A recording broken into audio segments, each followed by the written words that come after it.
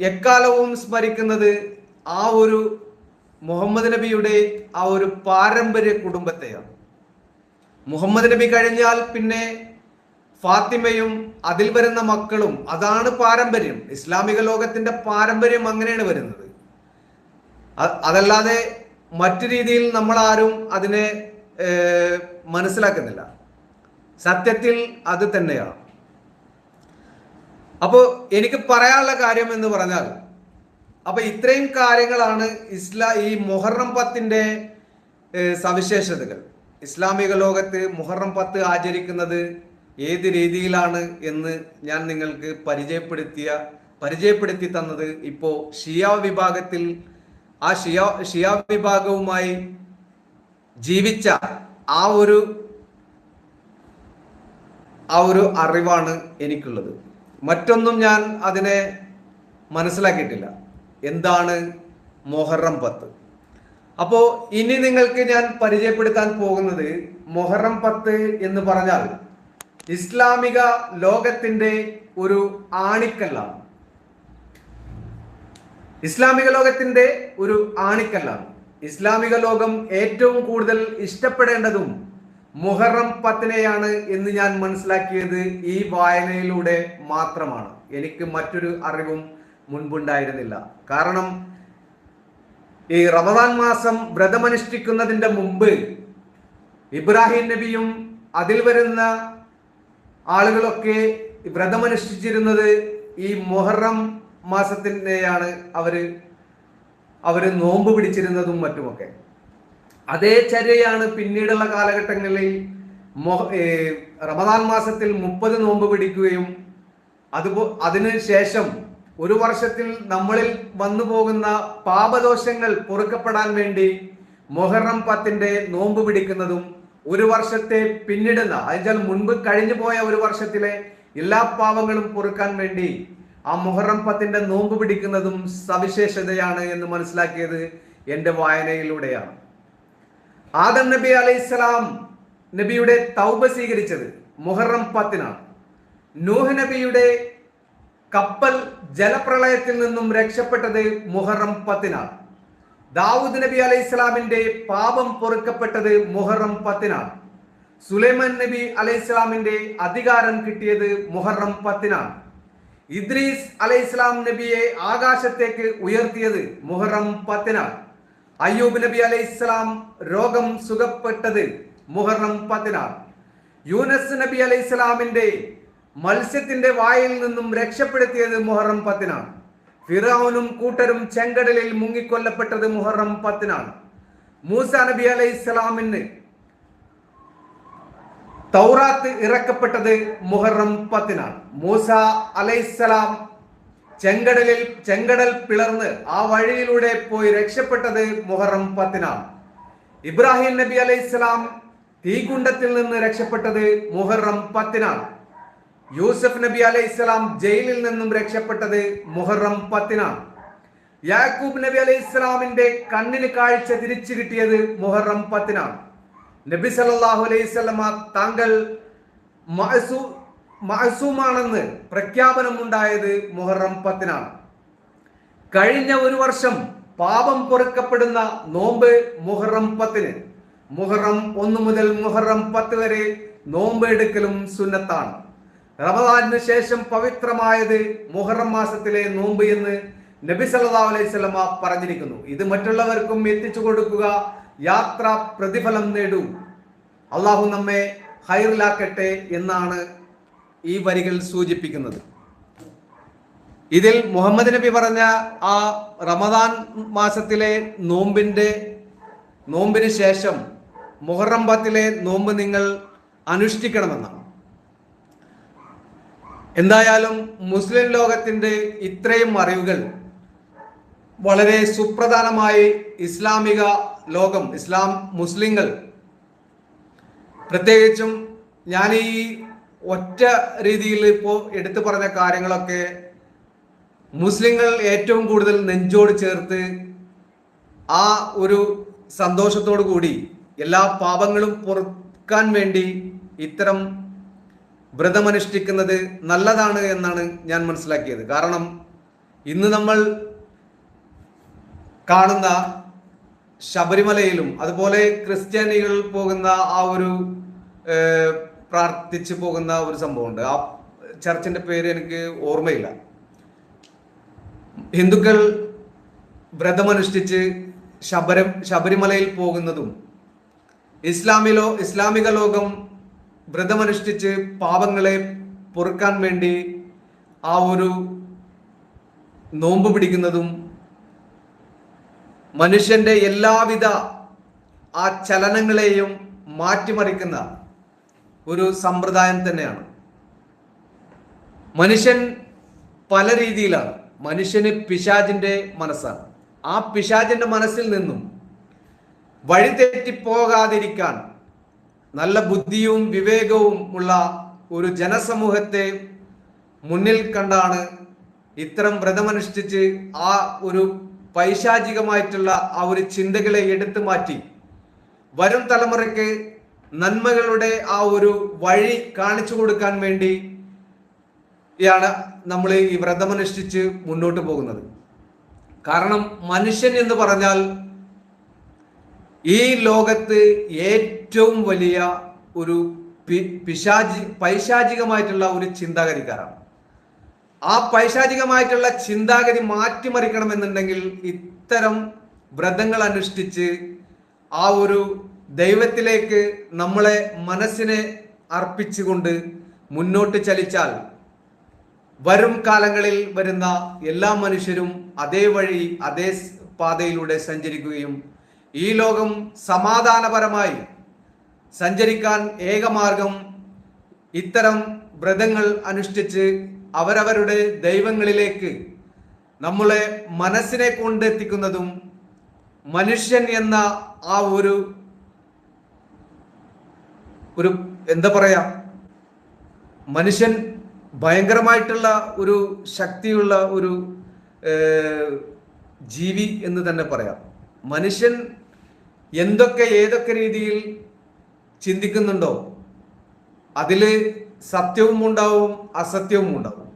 മനുഷ്യൻ പിശാചിന്റെ രൂപത്തിൽ നടക്കുകയാണെന്നുണ്ടെങ്കിൽ അവൻ ഭയങ്കര അക്രമാസക്തമായിട്ടുള്ള ഒരു സ്വഭാവക്കാരനായി മാറും. നന്മയിലേക്കുള്ള പാതയിലൂടെ സഞ്ചരിക്കുകയാണെങ്കിൽ അവന്റെ മനസ്സ് തന്നെ വളരെ ശാന്തനും ഒരു സമാധാനപ്രിയനും ആയി മുന്നോട്ട് പോകുന്ന കാഴ്ചയാണ് നമ്മൾ കാണുന്നത്. നമ്മൾ ഓരോ വ്യക്തികളും ഒരു 40 വയസ്സ് കഴിഞ്ഞാൽ നമ്മളെ ജീവിതത്തെക്കുറിച്ച്, ഇനി മുന്നോട്ടുള്ള ജീവിതത്തെക്കുറിച്ച് നമ്മൾ ചിന്തിക്കുകയാണെങ്കിൽ നമ്മുടെ മരണത്തെ നമ്മൾ മുഖാമുഖം കണ്ട് തന്നെയാണ് നമ്മൾ സഞ്ചരിക്കുന്നത്. ആരും അത് വ്യക്തമായി ആരോടും തന്നെ ഷെയർ ചെയ്യാറില്ല. എങ്കിലും മനുഷ്യന്റെ മനസ്സിൽ ഒരു ഭയമുണ്ട്. ആ ഭയം, ആ മരണം, ഒരു സെക്കൻഡിനുള്ളിൽ വരുന്ന ആ ഒരു മരണത്തെ എന്നും കാതോർത്തുകൊണ്ടിരിക്കുന്ന, ആ കാതോർത്തുകൊണ്ട് തന്നെയാണ് മനുഷ്യൻ മുന്നോട്ട് സഞ്ചരിക്കുന്നത് എന്നുള്ള ആ ഒരു ബോധം എല്ലാ മനുഷ്യരിലുണ്ട്. മരണത്തെ ചിന്തിക്കാത്ത മനുഷ്യൻ അവൻ ഒരിക്കലും മനുഷ്യനല്ല എന്ന് തന്നെ ഈ അവസരത്തിൽ ഞാൻ പറയും. അപ്പോ ഇനിയുള്ള കാലം വളരെ സമാധാനത്തോടുകൂടി മുന്നോട്ട് സഞ്ചരിക്കുകയാണെങ്കിൽ ഈ ലോകം സമാധാനത്തോടെയും സന്തോഷത്തോടെയും സഞ്ചരിക്കുന്ന കാഴ്ചകൾ നമുക്ക് കാണാൻ കഴിയും. ആദ്യം നമ്മൾ സ്വയം നന്നാകുക, എന്നിട്ട് നമ്മളെ കുടുംബത്തെ നന്നാക്കുക, എന്നിട്ട് മതി ജനങ്ങളെ ഇടയിലേക്ക് എത്തിപ്പോയി അവരെ കാര്യങ്ങളൊക്കെ പറഞ്ഞ് അവരെ ഒരു നല്ല മനുഷ്യരാക്കി എടുക്കാൻ. അപ്പോൾ അങ്ങനെയുള്ള ആ ഒരു മുന്നോട്ടുള്ള ആ ഒരു ജീവിതം എപ്പോഴും നമ്മൾ വളരെ കൂളായിരിക്കണം. ആരോട് എന്ത് സംസാരിക്കുമ്പോഴും കൂളായി സംസാരിക്കുകയാണെന്നുണ്ടെങ്കിൽ, നമ്മൾ ഒരാളെ സ്നേഹിക്കുന്നുണ്ട് എന്നുണ്ടെങ്കിൽ അവരിൽ നിന്ന് 100 ഇരട്ടി സ്നേഹം നമുക്ക് ആ ഒരു സംഭാഷണത്തിലൂടെ തന്നെ നമുക്ക് തിരിച്ചു കിട്ടും. നമ്മൾ ഒറ്റപ്പെട്ടു എന്ന് തോന്നുന്ന ആ ഒരു ദിനങ്ങളിലൊക്കെ വഴിയോരങ്ങളിൽ പോയി ഏതെങ്കിലും നമ്മളെക്കാളും ഇരട്ടിപ്രായമുള്ള പ്രായമുള്ള വ്യക്തികളുമായിട്ട് ഒരു അരമണിക്കൂർ നിങ്ങൾ ചിലവ് ചെയ്യുകയാണെങ്കിൽ തീർച്ചയായും നിങ്ങൾക്ക് ആ ഒരു മനുഷ്യനിൽ നിന്ന് മുൻകാലങ്ങളിൽ നടന്ന ജീവിതചര്യയെക്കുറിച്ചും ഇനിയുള്ള ജീവിതം എങ്ങനെ കൊണ്ടുപോകാം എന്നുള്ളതിനെ കുറിച്ചും വളരെ വ്യക്തമായിട്ടുള്ള അറിവ് കിട്ടുന്നതാണ്. അപ്പോ മുഹറം മാസത്തെ കുറിച്ച് ഞാൻ നിങ്ങൾക്ക് പരിചയപ്പെടുത്തി തന്നത്. നാളെയാണ് മുഹറം 10 എന്നാണ് അറിവ്. അപ്പോ ഇസ്ലാമിക ലോകം ഇപ്പോ UAE കൺട്രി, അതുപോലെ തന്നെ Qatar, Saudi Arabia, Kuwait, Iran, ഇങ്ങനെയുള്ള എല്ലാ ഇസ്ലാമിക രാജ്യങ്ങളിലും വളരെ ആഘോഷപരമായിട്ടുള്ള ആ ഒരു എല്ലാ ആളുകൾക്കും, ഗവൺമെന്റ് ജോബിലിരിക്കുന്ന ആ നാട്ടിലുള്ള എല്ലാ വ്യക്തികൾക്കും ശമ്പളത്തിന് പുറമെ ഒരു കിമ്പളവും കൊടുത്ത് ഗവൺമെന്റ് സന്തോഷത്തോടു കൂടിയാണ് ആ ജോലിക്ക് അവർക്ക് ഒരു ലീവും കൊടുക്കുന്നത്. ഈ വേളയിൽ നമ്മൾ ഏറ്റവും കൂടുതൽ ചിന്തിച്ചു പോകുന്നത് മറ്റൊരു ഇസ്ലാമിക ലോകത്തെയാണ്. അതേതുമല്ല, ഫലസ്തീൻ തന്നെ. വളരെ ദരിദ്രരും പാവപ്പെട്ടവരുമായിട്ടുള്ള ഒരു ജനസമൂഹം തന്നെയാണ് ഫലസ്തീൻ. ഞാൻ അതിനെക്കുറിച്ച് പറയാനുള്ള കാരണം മുൻകാലങ്ങളിൽ നടന്ന ഓരോ യുദ്ധങ്ങളിൽ നിന്നുമായിരിക്കാം. ഭർത്താവ് നഷ്ടപ്പെട്ട 2 കുഞ്ഞുങ്ങളുമായി UAE അബുദാബി എന്ന് പറയുന്ന ആ സ്ഥലത്ത് ഇന്നും അവരൊരു വാടക വീട്ടിൽ താമസിക്കുകയാണ്. 2 പെൺകുഞ്ഞുങ്ങളാണ് ആ സ്ത്രീക്കുള്ളത്. അപ്പൊ ഞാൻ ഖത്തറിലെ വിശേഷമാണ് നിങ്ങളോട് ഇപ്പോൾ പറഞ്ഞത്. ഇനി പറയാൻ വേണ്ടി പോകുന്നത് അബുദാബിയിലെ ജീവിതത്തെ കുറിച്ചാണ്. അപ്പോ ചില ആളുകൾക്ക് ഗൾഫ് രാജ്യം എന്ന് പറയുന്നത് ഒരൊറ്റ പേരിലാണ് എല്ലാവരും ചിന്തിക്കുക. സാധാരണക്കാരാണെങ്കിൽ പ്രത്യേകിച്ച് എവിടെ പോകുന്നു? ദുബായ്. ദുബായ് എന്ന് പറയുന്നത് ഒരു ചെറിയൊരു സ്ഥലമാണ്, UAE ചെറിയൊരു സ്ഥലമാണ്, ഒരു ഡിസ്ട്രിക്റ്റ് ആണത്. അല്ലാതെ ദുബായ് എന്ന് പറയുന്നത് UAE നാട് മൊത്തമല്ല. അത് ചില ആളുകൾക്ക് അതിനെക്കുറിച്ച് വ്യക്തമല്ല. എനിക്കറിയാം, ധാരാളം ആളുകളെ എനിക്കറിയാം. അപ്പോൾ ദുബായ് എന്ന് പറഞ്ഞാൽ അത് UAE രാജ്യമാണ് എന്നാണ് എല്ലാവരും ചിന്തിച്ചു വെച്ചിട്ടുള്ളത്. അപ്പോൾ അങ്ങനെയല്ല സുഹൃത്തുക്കളെ. അത് ദുബായ് എന്ന് പറയുന്നത് ചെറിയൊരു സ്ഥലമാണ്. ഇപ്പോൾ നമ്മളെ ഒരു ടൗൺ ഒക്കെ കാണുന്ന പോലെ വലിയൊരു ടൗൺ എങ്ങനെ ഉണ്ടാവും അതുപോലെ തന്നെ അതിനോട് ചേർന്ന് ഒരു ചെറിയ ഭാഗം അങ്ങോട്ട് കടന്നു കഴിഞ്ഞാൽ പിന്നെ ഷാർജയായി, അതിനോട് തൊട്ട് തന്നെ അജ്മാനായി. അബുദാബിയും അലൈനൊക്കെ കിടക്കുന്നത് 135-140 കിലോമീറ്റർ ആണ്. ദുബായിൽ നിന്നും 140 കിലോമീറ്റർ ഒക്കെ സഞ്ചരിച്ചാലാണ് അലൈൻ പോലുള്ള അബുദാബി പോലുള്ള സ്ഥലങ്ങളൊക്കെ കിട്ടുക. അപ്പോ ആ ഒരു രാജ്യത്ത് ഞാൻ ഒരുപാട് വർഷം ഉണ്ടായിരുന്നു. അപ്പോൾ അബുദാബിയിലാണ് ഈ സ്ത്രീയും ഈ കുട്ടികളും എല്ലാ വെള്ളിയാഴ്ചയും ജുമാ ടൈമിലാണ് ഇവർ പുറത്തിറങ്ങുക. ഫലസ്തീനികളാണ്. ആ ഒരു സ്ത്രീയുടെ ആ ഒരു കണ്ണുനീർ എന്ന് പറയുന്നത് ഇന്ന് നമ്മുടെ സമൂഹത്തിൽ ജീവിക്കുന്ന സ്ത്രീകളുടെ മുഖം കണ്ടാൽ വളരെ ദാരിദ്ര്യരാണെന്നുണ്ടെങ്കിലും സന്തോഷവതികളായി നടക്കുന്ന ഒരു വിഭാഗത്തെയാണ് നമ്മൾ കൂടുതൽ നമ്മുടെ നാട്ടിൽ കാണുന്നത്. കാരണം നമ്മുടെ നാട് സ്വാതന്ത്ര്യമുള്ള നാടാണ്. അപ്പോൾ സ്ത്രീകളും കുട്ടികളും എല്ലാം തന്നെ ആ ഒരു ലൈഫിലാണ് ജീവിച്ചു പോകുന്നത്, ആ ഒരു രീതിയിലാണ് ജീവിച്ചു പോകുന്നത്. അപ്പോൾ ഇവര് എല്ലാ വെള്ളിയാഴ്ചയും കാലത്ത് ഒരു 10 മണി ആ ടൈമിൽ ഇറങ്ങും. അപ്പൊ അവിടെയുള്ള അറബികളുടെ മജ്ലിസ് കേന്ദ്രീകരിച്ച് ഇവരവിടെ ആ മജ്ലിസിന് പുറത്ത് പോയി നിന്നാൽ ഇവർക്ക് ഒരു ചെറിയ തുക അവർ സ്വരൂപിച്ചു കൊടുക്കും. അതുപോലെ തന്നെ നല്ല സന്മനസ്സുള്ള വ്യക്തികൾ അവരും ഈ കുഞ്ഞുങ്ങളുടെ കയ്യിൽ എന്തെങ്കിലുമൊക്കെ കൊടുക്കും. അതിൽപ്പെട്ട ഒരാളാണ് ഞാൻ അവിടുന്ന് ഗൾഫ് ഉപേക്ഷിച്ച് വരുന്ന കാലം വരെ എല്ലാ വെള്ളിയാഴ്ചയും ഈ ഒരു പാവപ്പെട്ട സ്ത്രീക്കും ആ കുഞ്ഞുങ്ങൾക്കും എൻ്റെ കയ്യിൽ ഒരു 50 ദിർഹംസ് എല്ലാ വെള്ളിയാഴ്ചയും ഞാൻ എടുത്തു വെക്കും. കാരണം അവരെ കണ്ടു കഴിഞ്ഞാൽ എനിക്ക് മറ്റൊന്നും വേണ്ട. അവർ ജനിച്ചു വളർന്ന നാട് ഏതോ ഒരു ലോകമാണ്. അവർ പിന്നീട് ജീവിക്കുന്നത് വേറൊരു ലോകത്താണ്.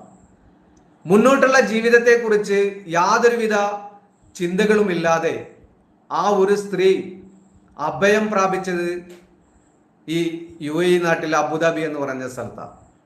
അപ്പോൾ അവര് ഭർത്താവ് ഉണ്ടായിരുന്നു. ആ ഭർത്താവൊക്കെ ആദ്യകാല യുദ്ധങ്ങളിൽ മരണപ്പെട്ടു പോയി എന്നാണ് ആ സ്ത്രീ പറയുന്നത്. അപ്പോൾ വളരെ ഒരു സങ്കടകരമായിട്ടുള്ള ഒരു കാഴ്ച തന്നെയാണ്. ആ സ്ത്രീയും ആ കുട്ടികളും നടന്നു വരുന്ന കാഴ്ച ഇന്നും എൻ്റെ കണ്ണിൽ ഇരിക്കുന്നത്. അപ്പോൾ എൻ്റെ കൂടെ പാകിസ്ഥാനി മറ്റേ പട്ടാണികളുണ്ട്, അതുപോലെ തന്നെ അഫ്ഗാനികളുണ്ട്, അഫ്ഗാനിസ്ഥാൻ. അപ്പൊ അവര് ഒരു റൂമും കാര്യങ്ങളുമായിട്ട് അങ്ങനെ നിൽക്കുന്ന ഒരു ഇതാണ്. മലയാളികൾ വേറെ ഭാഗങ്ങളിലും, അതുപോലെ ഹിന്ദി ബംഗാളീസ് ടീമൊക്കെ വേറെ ഭാഗങ്ങളിലും അങ്ങനെ കേട്ടാണ്.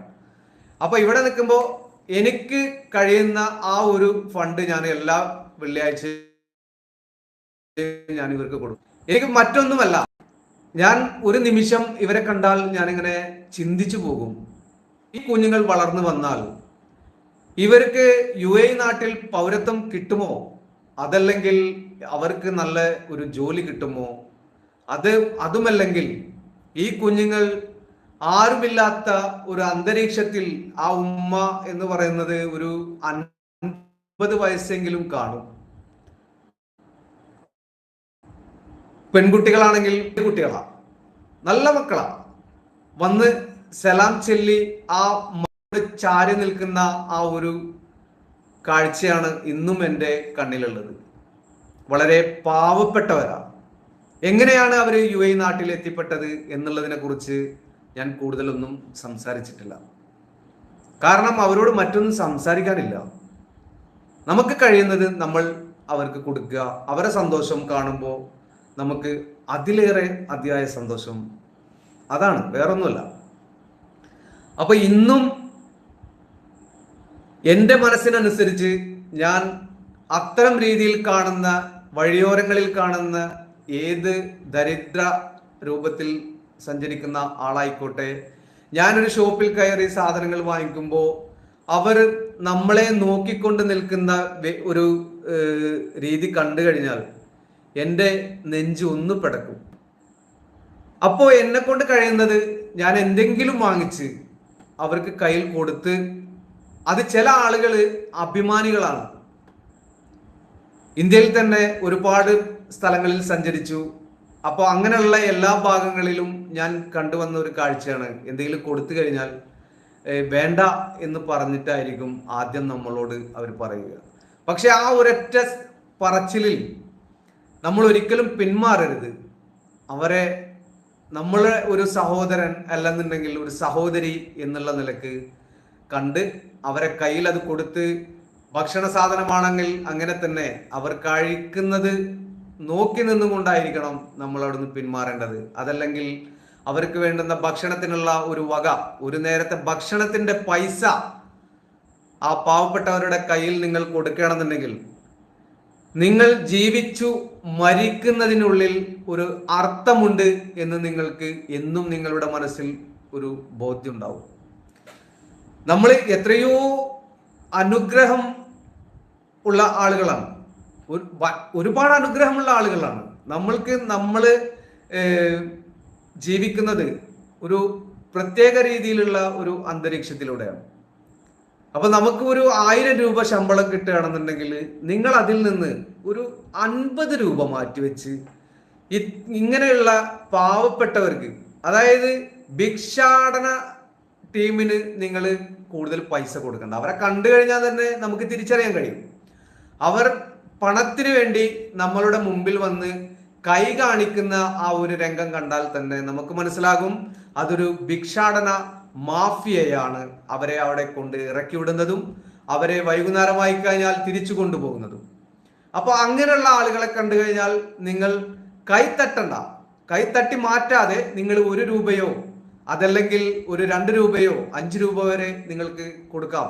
അതല്ലെങ്കിൽ നിങ്ങൾക്ക് ഈ ആരെയും നിങ്ങളുടെ ആ ഒരു മാസത്തിനുള്ളിൽ നിങ്ങൾക്ക് കിട്ടിയിട്ടില്ല എന്നുണ്ടെങ്കിൽ തീർച്ചയായിട്ടും അവർക്ക് ഒരു നേരത്തെ ഭക്ഷണത്തിനുള്ള പൈസ കൊടുക്കുക. അതല്ലെങ്കിൽ എന്തെങ്കിലും ഭക്ഷണം വാങ്ങിച്ച് അവർക്ക് തിന്നാൻ കൊടുക്കുക. വഴിയോരങ്ങളിൽ നമ്മൾ കാണുന്ന കാഴ്ചയാണ്, നമ്മൾ സിഗ്നലിലൊക്കെ വണ്ടി കൊണ്ടു നിർത്തി കഴിഞ്ഞാൽ വന്നിട്ട് കൈകൊണ്ട് ഇങ്ങനെ കാണിച്ചിട്ട് ചോദിക്കുന്ന ആ രംഗം. അത് കണ്ടാൽ നമ്മൾ എപ്പോഴും നമ്മൾ വാഹനത്തിൽ സഞ്ചരിക്കുമ്പോൾ ഒന്നിനും പറ്റിയിട്ടില്ലെങ്കിൽ നിങ്ങളൊരു ചോക്ലേറ്റ് എങ്കിലും ആ വണ്ടിയിൽ വാങ്ങിച്ചു വെച്ചാൽ മതി. ഇങ്ങനെയുള്ള ആളുകൾ വന്നു കഴിഞ്ഞാൽ അവർക്ക് ആ ചോക്ലേറ്റ് എടുത്ത് നിങ്ങൾ സന്തോഷത്തോടു കൂടി കൊടുത്താൽ അവരത് ഭക്ഷിക്കും.